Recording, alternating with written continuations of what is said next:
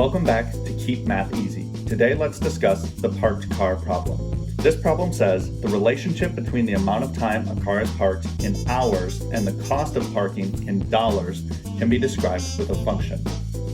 First off, the problem asks us to identify the independent variable and the dependent variable in this function. This problem has two variables, time and cost. Now, in order to identify the independent and dependent variables, we need to ask ourselves a question.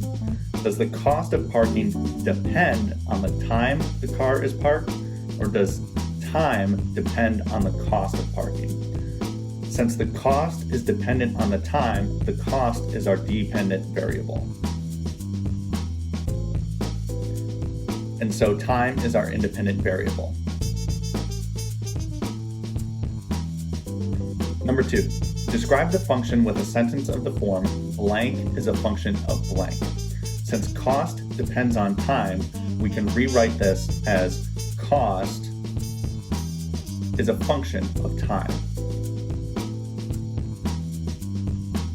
Number 3, suppose it costs $3 per hour to park with a maximum cost of $12. Sketch a possible graph of the function.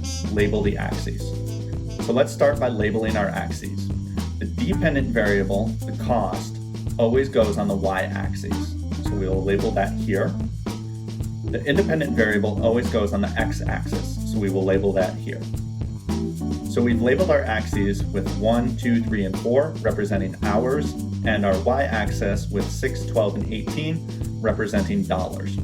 So at 1 hour, our cost is $3. So that goes right here.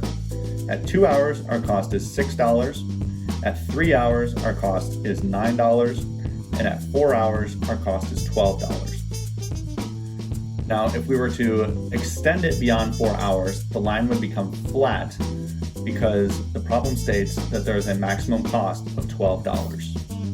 So let's draw our graph.